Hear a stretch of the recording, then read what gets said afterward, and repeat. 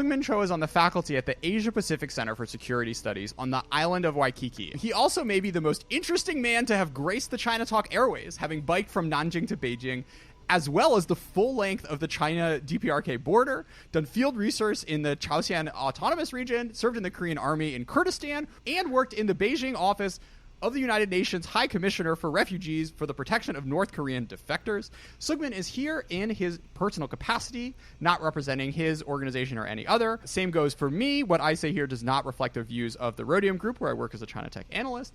And co-hosting today will be Eineke Räikkönen, a researcher at CNAS. Eineke, I have been watching the newest season of Drive to Survive the past few days, and seeing your very distant relative do a halfway decent job is always fun. Thanks to CNAS for sponsoring this episode. Seung-min and Eineke, welcome to China Talk. Great. Thanks for having me. Yeah, Jordan, thanks for hosting. It's great to be a co-conspirator on your brainchild. I was curious how South Korea is approaching this new technological landscape. In recent years, it seems that the U.S. has sort of rediscovered its footing as a player in that hot topic term, great power competition. And so you're seeing the U.S. being a little bit more forward, and obviously this has global implications. How is South Korea reacting to this new U.S. policy posture? Finally, what should come is coming, that China has been rising for decades. From South Korean perspective, we have seen this drama before. When there is a rising power, dominant power, they are on the course to conflict, as it happened with Imperial Japan and China at the end of 19th century. Russia also intervened in the affairs of Korean Peninsula, conflicting with Japan. So all the time while China was rising, we anticipate this day will come. And then finally, it is coming more and more clearly with the new administration emphasizing alliance and democracy and human rights. The pressure was well anticipated that the more the U.S. wants to work with ally, ironically, that means that South Korea will be pressured to give a clear answer that are you U.S. ally or not in the game of strategic competition. That's a really interesting point about having to make a choice one way or another. And I do wonder if there are ways that in the United States we can soften rhetoric or make it more palatable to navigate some of the complexities of these relationships. And speaking of multilateralism, we're seeing growing resurgence of interest in Quad states to do more collaborations and also broadening some of their areas of interest. And so thinking about not just maritime security, but also cyber and other areas. Do you see a role for Korea in terms of relationships with the Quad, or watching it warily? What are you seeing as some of the reactions? Yes, South Korea is one of the most vibrant economy, given its economic size. I think 10th or 12th largest economy, and also 10th largest military. So South Korea should be regarded and should regard itself as one of global power, middle power, but global power. There are plenty of rooms how South Korea can contribute to promoting rule-based order and cybersecurity or vaccine rolling out. But South Korea is very careful about joining the Quad in the sense that it may be a coalition of willingness against China. So avoiding that perception, South Korea will be eager to contribute to cybersecurity or pandemic or vaccine efforts, but still very careful about military aspect. Seung-min, let's take this back to whichever dynasty you feel fit. We're airing this episode one after talking to Odd Westad about his recent book where he boiled down 1,300 years of Korean Chinese history into 200 pages, and the tension that Korea has of managing and balancing their relationship with China and being able to figure out how to stay independent all these years, which is not perhaps what you would have bet on the most likely outcome if you were looking at the first few years of the Mongol Empire or what have you. This is not a new challenge for various Korean empires and the modern Korean nations. What about that book do you think stuck out to you about lessons from history coming about how South Korea is thinking about this relationship? Yeah, no, it is fascinating how the Korean Peninsula got out of that, the story of the 600 years that South Korea was in the sphere of Chinese influence all time. But for the last 100 years, it was the first time that Korean Peninsula, especially South Korea, was out of that the Chinese sphere of influence in terms of that South Korea looks to the US to learn about the new way of life and the new model of governance and the new model of development and so on. Before that, it was always South Korean people look to China to follow the best model of development or governance. But for the last 100 years, it is a historical breakaway, actually. So that affects a lot Korean people's, especially South Korean people's mentality that we don't need to look to China anymore. We have to pave our own way and looking for the best way of development and governance, whether it's from the West or the US. So first time that we Korean people see beyond the China model and the Chinese culture, that happened for the last 50 to 100 years. Yeah. And it's interesting thinking about that in the Quad context. Like, Japan stopped doing this 1,000 years ago. Australia's never done it. India's never done it. And the U.S. as well. The sort of like level of cultural and economic influence that various Chinese empires have had on these countries is just completely not comparable to the level of influence that Korea has received over the preceding centuries. Yeah, but speaking of Japan-China relationship, although, like I said, Korean people totally break away from that old thinking that we should learn from China everything. That kind of old mentality we broke away a long time ago. Still, we are very realistic that China is the neighbor that is connected on the land. Japan has a luxury called the stopping power of ocean, the stopping power of water. But Korean Peninsula is connected to the land and the economy is much more dependent. So we always have to be careful about what is China's intent, what is China's capability to shape South Korea's policies and foreign policy behavior. Speaking of Chinese intentions in the Korea-China land border, one of your past main research efforts has been looking at Chinese thinking with regards to how the PRC would respond in event of reunification. I love your work because there was a lot of work that went into it. I read far too few papers which take the methodology that you do, basically spending time on CNKI and reading what Chinese academics are saying about these sorts of questions. So maybe before we jump into this, Seung-min, do you want to give the pitch for young China scholars out there that it's important to read Chinese think tank and Chinese academia talking about these topics? Because some would say, oh, it's all censored. There's no use in reading this stuff. It's boring and not well written or what have you. Yeah, it is true that topics sensitive like the future of North Korea, it is heavily censored in Chinese academic environment. So by far, I found that there are rich literature about Chinese thinking about Korean unification, but many researchers, they ground their arguments based upon their long-time study of Chinese politics, they would say, or their network of Chinese scholars based upon their interviews. But all those evidence, if they claim like that, it is not replicable using academic terms.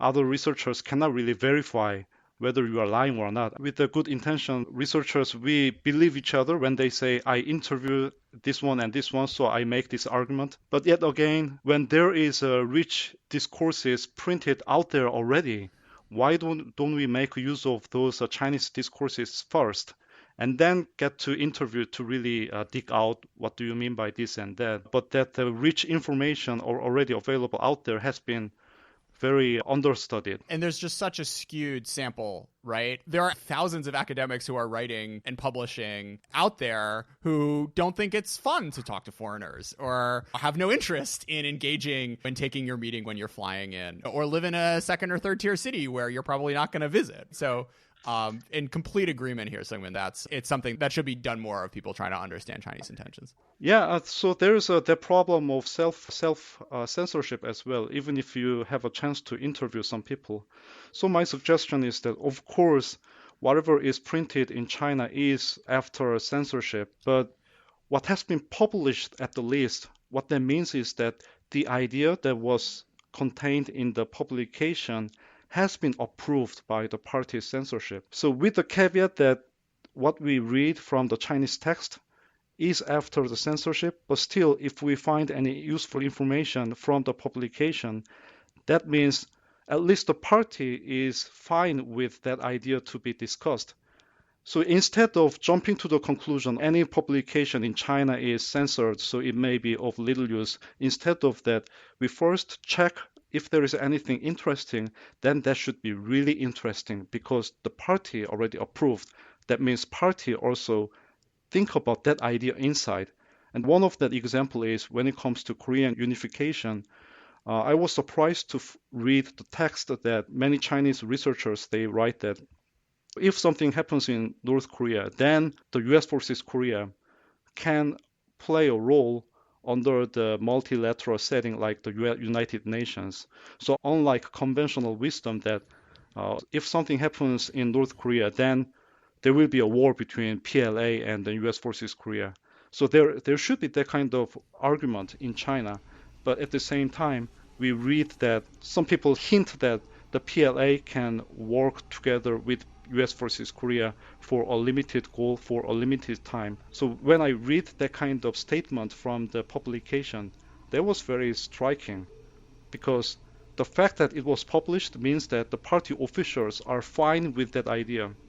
Yes, I think that's a really interesting point that you can even look at the filter, whether that's unofficial or self-censorship as a tool actually to find interesting tidbits in research. This is not a parallel, but even here in Washington on China, there seems to be the sliding scale whereby people judge others and themselves if someone is being hawkish or dovish or not. And so knowing where a person is coming from or why they might position themselves in such a way. I think using this idea of going back through the filter to see what the intent is as it gets on the page is a really interesting concept. Also, another caveat is that the range of censorship is also moving target. Sometimes the window of opportunity for Chinese researchers to write something sensitive can open widely, but depending on the situation, sometimes there is a heavy censorship. So the censorship itself is constantly moving. When it seems like there was an opening in censorship and then there is a publication about sensitive stuff like North Korea's future or the future of Chinese democracy, where the researchers should be busy to collect all the documents before it is closing out again. What's your backup method of choice? For the academic publications, I can download PDF. For so many news articles, they are blocked frequently or they move their website to somewhere else. So what I do is that I print in PDF format so that I can keep the website information. I have another suggestion for everyone out there. There is a Wayback Machine add-on in Chrome which allows you, if you do one click, it makes the Internet Archive scan that page, and then it lives on the Internet Archive forever. Yeah, check it out. No. I'm bringing the gems here. This is why folks listen. Also, even if something disappears from WeChat, oftentimes the article will live on in another random corner of the Chinese internet. So even if you forget to do the thing which I just told you to do, which is the Internet Archive thing, but you still know the headline of the article, I would not give up hope, but instead just try to throw that in Google or Baidu and see if it turns up any hits. I've heard recently, too, now that military-civil fusion is a hot topic here in Washington, that plenty of material is suddenly vanishing. And for a lot of us in China policy world, that'll be an everyday resource, I'm sure, to just be able to one click and save it for perpetuity. There's perma.cc, which I think is the paid version. Like, sometimes it doesn't work. You have to click 2 or 3 extra times. But, yes, incredibly useful. I'm still working on my whole knowledge management universe. Like, I kind of use Paperpile for PDFs, but I'm not super happy on it because it doesn't have a good PDF reader. Anyways, it's a work in progress. We'll wait for whoever, Evernote, Roam, Notion. If any of you guys want to sponsor China Talk, I will be sure to take your knowledge management tool up as my future solution. A handful of times in recent history, leaders from the DPRK have gone on grand tours of China, where Chinese leaders have basically tried to show them, look, reform and opening, incredible. Look how rich we are. Like, you can do this too. What is the fundamental contradiction in the way that the North Korean state is set up nowadays to make that sort of leap a bridge too far for the DPRK and being able to follow in Deng's footsteps? I think it is a really important question because when we talk about the denuclearization of North Korea, so how much do you think North Korea, Kim Jong-un, is willing to give up his nuclear weapons? Then many people talk about security concern, but it also gets to the probability that you believe that to what extent North Korea is likely to follow the footstep of Chinese economic reform and opening. The more you believe that North Korea has such a chance, then the more you are likely to support engagement instead of maximum pressure to give North Korea a chance. So the argument from that camp in South Korea, those who support the sunshine policy, their assumption is that North Korea wants to follow the footstep of Chinese economic reform and opening, but because of their security concern from the US forces Korea, they have to develop nuclear weapon for their self-defense, and also they are isolated. So the argument is that we have to give some security assurance to Pyongyang and then support their economic development so that they can start their own economic reform and opening like China and Vietnam did. That logic looks possible. China could do that. Vietnam could do that. But the difference is that China did not have South China, or Vietnam unified already. They didn't have a South Vietnam. But for North Korea, they have South Korea. So if we look back the experience of Chinese economic reform and opening, so for economic reform, it is inevitable that you have to do political reform as well. So that's what exactly Deng Xiaoping did. In order to revitalize the economic players and incentivize their entrepreneurship, the government under Deng Xiaoping, they had to re-centralize power from center to province, giving decision-making power from communes to individuals so that individuals, they feel more motivated to increase their production, and also ideological relaxation as well, so that instead of spending so much time on studying communism, people actually go outside and work and make money. North Korea could not really relax political control, which is really a requirement for the economic development. And also, if we talk about economic opening, which is inviting foreign investment and then supporting joint venture between local companies and then Western companies, the regime has to allow its people to interact with foreigners so that the people can learn from foreigners the advanced technology. So North Korea needs to open up, but by doing so, it is inevitable that the information from outside will be flown in systematically with economic reform and open. And then they will be really threatening for Kim family regime, because the Kim family regime just told so much lie a lot. The state narrative that South Korea is just a puppet of the American imperialism, and then South Korean people do not live independent life, and that kind of narrative will be broken. North Korean people will learn that their brothers and sisters in South, they succeed in industrialization and, more importantly, democratization. So the Kim family regime cannot afford to allow that penetration of that external information, which will surely happen if North Korea follows the experience of Chinese reform and opening. Two points on that. First, there's 1976, but there's also 1989, and it was a close run. The Chinese Communist Party almost didn't pull it off of being able to do both glasnost and perestroika at the same time. When that happened in 1989, Taiwan was still also under the military dictatorship yet. It was before Taiwan's democratization. So Taiwan could not really challenge in terms of ideology yet. And also Taiwan is a small country to influence what is happening in Beijing at the time. But think about South Korea, the size of North Korea and South Korea. If something similar 1989 happened in Pyongyang, then it's a totally different story. South Korea, US, and the whole international community can easily influence and will influence. So really, Kim family regime cannot really take that risk.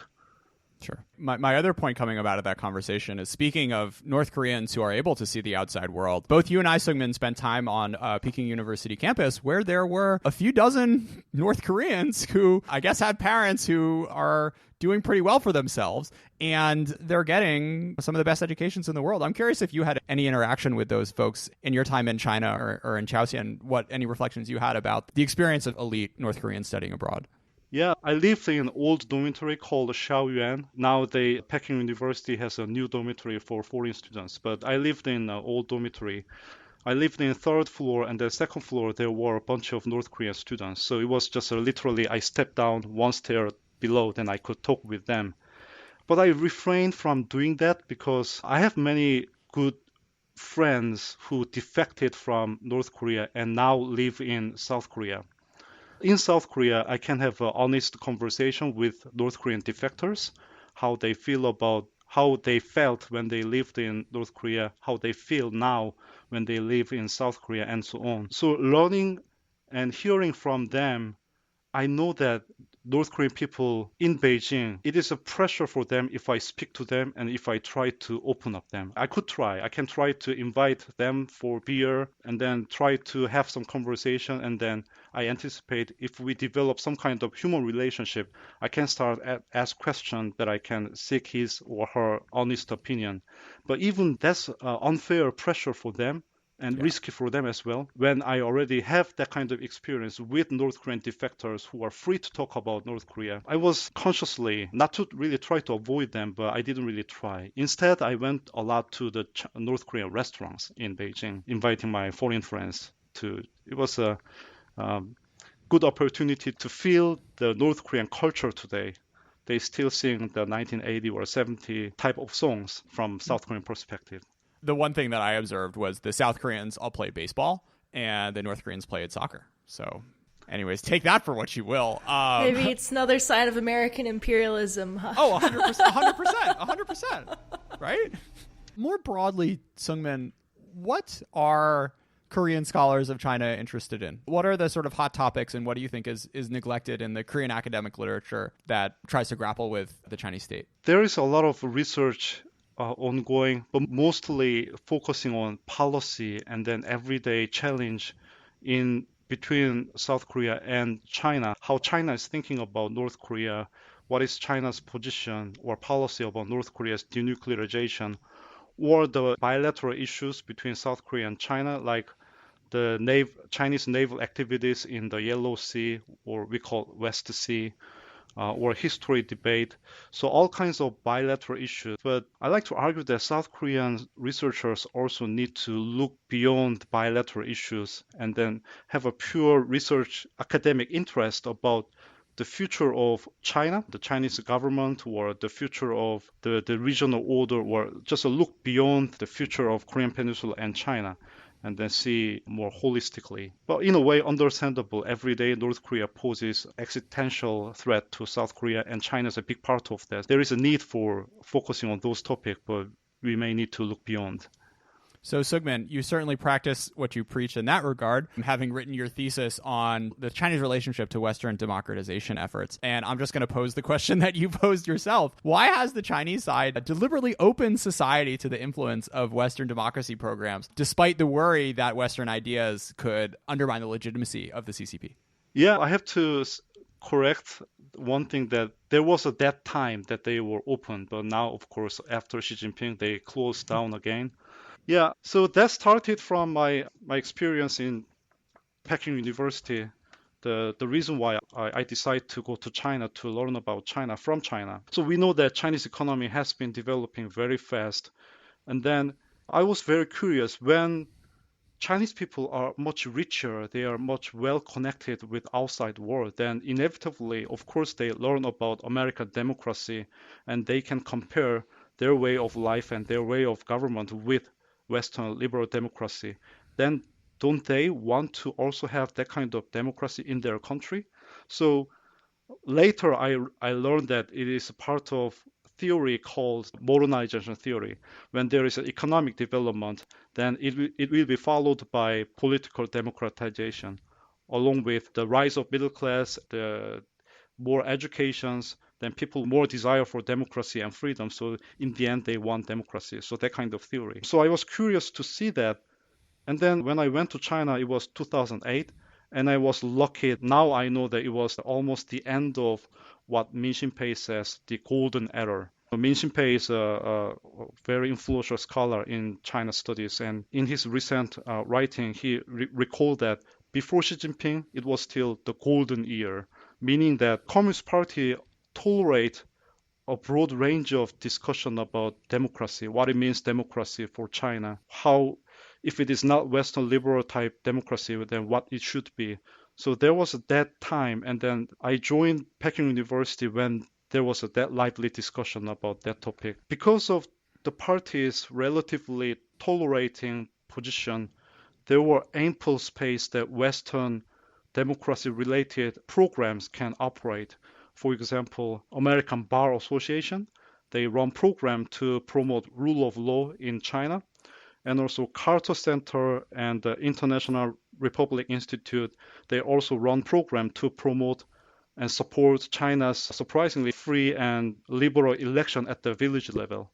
Yeah. So there were many programs that were going. So the Chinese Communist Party, they were interested in learning some practice of democratic governance within the system of one party ruling. And also by the time 2008 and 2010, Chinese scholars, they also theoretically developed an idea that under the one party system, China can still try to be democratic, meaning that by promoting rule of law and also election at the lowest level, not the highest level, but still elections, and also developing good governance, listening to people's grievances more, developing those channels, and also encouraging the growth of civil society. So rule of law, election, civil society, all these are the features of democratic society. So at the time, the CCP leaders and scholars, they believed that without changing the non-democratic system, they can still function as a democracy, meaning that they reflect people's interests and voices. The result was that it was very successful, so people really start to demand the change of the system. So that was the breaking point that, well, we liberalized too much. We need to tighten the control again. And that explains the rise of Xi Jinping as an authoritarian leader. That's a really tough proposition to crack the door open and tell people that your opinions might count, your will might be influential, and then to say, we're just kidding, we wanted to try this out, and it's not working. Do you think this stimulated the appetite, perhaps, to have more opening? Will it backfire in that sense that now that people have had a taste that they might want more? Or do you think tougher restrictions are here to stay? The Xi Jinping regime enacted the foreign NGO law in 2017 precisely to crack down those Western programs that try to spread some democratic practices. Although initially it was the Ministry of Civil Affairs, the government itself invited them, but now the change of position. I believe many Chinese officials who used to work with them or scholars, they still want to continue collaboration with Western organizations, but it is the law from the top. And then back to my experience at Peking University. So I just told you that I arrived in China almost at the end of the liberalization period. So in 2009, 1 year later, I arrived in Beijing. Facebook is blocked, and then Google decided to withdraw in 2010. YouTube is blocked, and then finally Gmail was blocked in 2014. So every time when something is blocked from Facebook to YouTube to Google, I was shocked. I was just posting something on my Facebook in my dormitory, and it was just blocked next day. If such thing happened in South Korea or the US, can you imagine? The government just blocked Facebook. It's just unimaginable. Yeah, so I was talking about this episode about Facebook being blocked and YouTube being blocked, but there was no response from my Chinese friends at all. They just accept it as part of life. Okay, that happens, then I have to live with that. So to your question, if there was any backlash from the cracking down of foreign NGOs, no, just people have to live with that. It's the old directive from the government. I cannot tell how they are frustrated, but they cannot express. The one point I'll make on this is that it's interesting that I think Tony Lin made this point on Twitter that in 2008, 2009, something disappearing from Weibo or getting blocked, like that was a big deal. And now it's, oh, wow, this isn't blocked yet. Coming back to our initial conversation, right? Like the fact that in just 10 years, the sort of presumption has been that nothing sensitive lives on the Chinese internet. And what is considered sensitive is a larger and larger pie of sort of human discourse. Xiaoyu Zhou, the podcast Catcher, which I use to listen to my Chinese comedy podcasts, I searched Zhongmei, US China, on their search bar after Alaska, after Anchorage, figuring, oh, like this would be cool. I wonder if there's literally any show which is talking about this sort of stuff. And that was a blocked search. China America was a blocked search. And it's a sad state of affairs when we're reaching that. The ultimate form of decoupling where we can't even talk about it anymore. There were so many eye-opening moments when I lived and studied in China. And I'm really satisfied with my decision that if I'm going to study China first, I need to spend some time and live there and making friends and then traveling. There was one night that I hang out with my Chinese classmates, and over some baijiu, we drink some liquor and then have some lively debate about the future of China and Chinese democracy. Those are the very smart Peking University students. And they start complaining that the usual criticism that we can expect in the West, that they are saying that the Communist Party is dictatorship, they are repressing the freedom of speech and freedom of gathering, and then the Communist Party really should move on to multi-party system and so on. And I was really surprised that actually this is really honest conversation, that I could imagine that maybe they are having this conversation and now they are really having this conversation in front of me. So I was, wow, they really have this conversation. And I was excited, and I also support their statement that almost repeating exactly what they said. I said, the party is too much authoritarian. You guys need to move on to multi-party system someday, like Taiwan does, and then Hong Kong shows. You can also live like that. And then my Chinese friends' reaction was, they look angry. And then they tell me that you cannot say that. But I said, I just repeat exactly what you said. Why are you criticizing me when I just repeat what you exactly said? And then they told me with an analogy, which was really persuasive. My friend told me, so imagine that you complain about your parents in front of your friend, that my mother is so old-fashioned, my father is too authoritarian, I don't like my parents. If I can choose, I like to have a different parents. And your friend, really the friend that you trust, the friend who cares about you, say exactly the same thing. Yeah, I think your father is too authoritarian, your mother is old-fashioned, you should change your parents. Then how would you feel about that? That's exactly the mentality later I learned that, which is conceptualized as a liberal nationalist, Shui Shengzhao at University of Denver.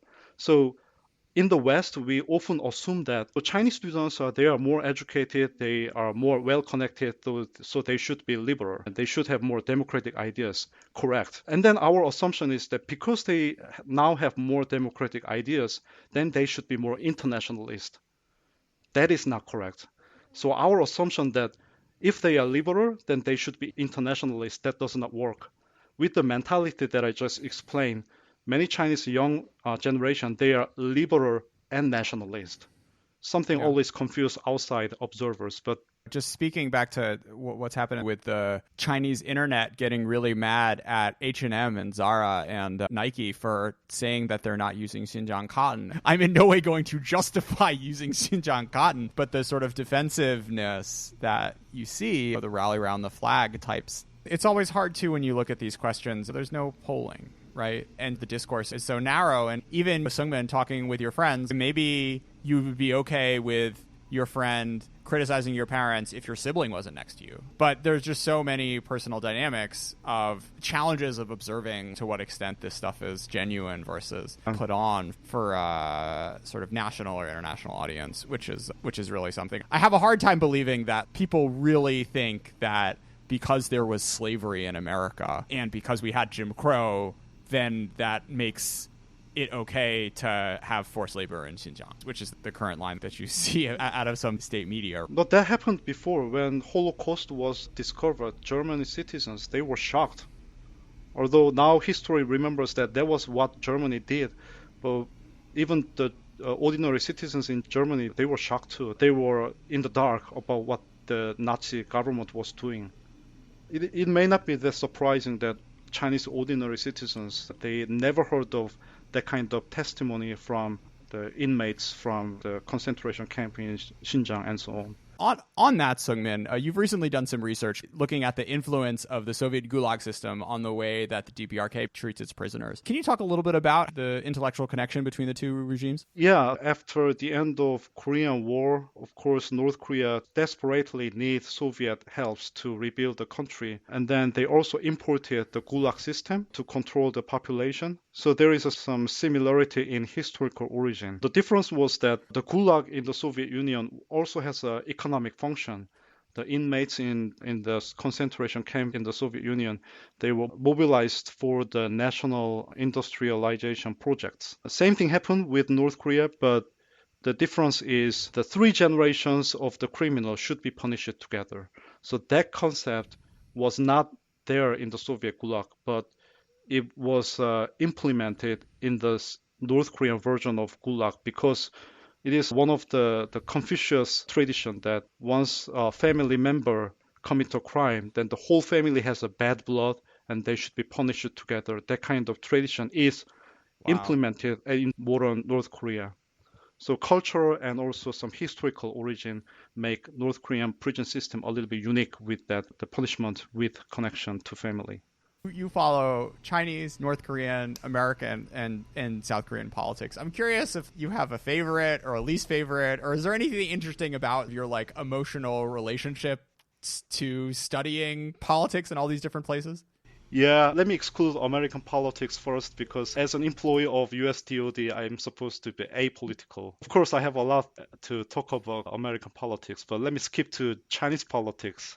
Yeah. My first instinct when I went to China still remains the same, that with economic development, with the rise of middle class, with the improvement in educational level, with more connection, Chinese people naturally will have more desire for freedom and autonomous life. And then it is unfortunate that I believe the party was in good position to make some decision to gradually transition to multi-party system like Chiang Ching-kuo did in Taiwan. So there is a research in political science that when the ruling party in communist or socialist country, the ruling party is popular, then they have a room to initiate and start transition to multi-party system. That's the history of Taiwan and South Korea. Also in 1987, the ruling party continued to win the election after democratization. So it is about political courage, but unfortunate that the regime could not continue the liberalization policy for a good reason. I understand it can be very dangerous for their regime legitimacy, but at the same time, they could keep trying if they have an imagination. The party was very popular, is still popular in China. If they have courage, they can try to move towards. So I feel a little bit of disappointment and also still have a hope that the force from the bottom, civil society, yearning for more open and democratic society in China will only be strengthened. So I'm looking forward to see how the Chinese politics will play out.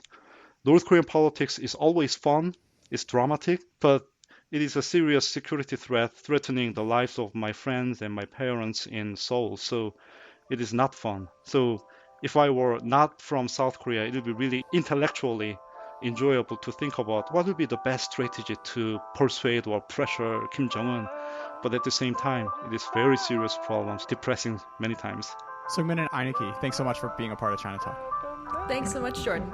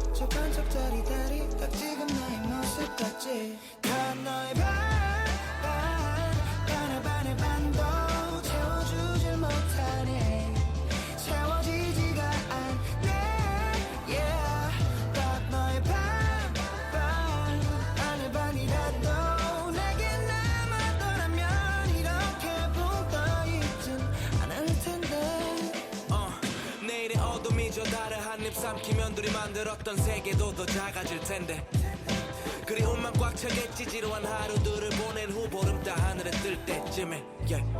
우린 하나라고 떠들고 다닐 때만 해도 너는 너고 나는 나라는 게 이렇게도 명확해질지 몰랐어 서로 생각할 시간 초과된 기부터 지나면 서로 돌아오라고 또 못해 난 지금 돈키호테처럼 정처 없이 네 사랑을 꿈꾸네 난 내 눈만 봐도 텅 빈 이 밤을 다 채울 텐데